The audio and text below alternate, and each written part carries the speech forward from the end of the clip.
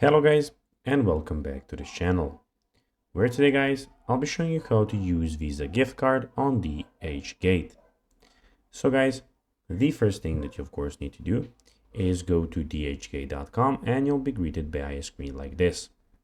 Now when you did that, you just need to go and log into your profile, but guys, if you don't have one, you can always go and register to the website.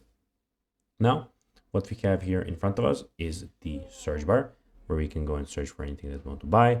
We have all of the categories, and we have in the top right corner, we have everything about your profile. We have recently viewed stuff, we have your favorites, and your shopping cart at the end.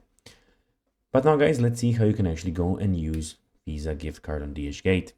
So basically what you need to do is go and follow these few steps that I'll be showing you to know how to do it.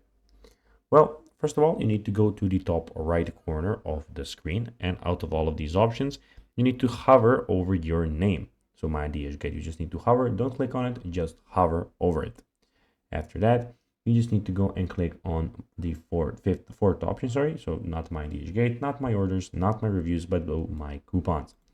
Here, you can go and check all of your coupons that you have, and you can go and click on everything here.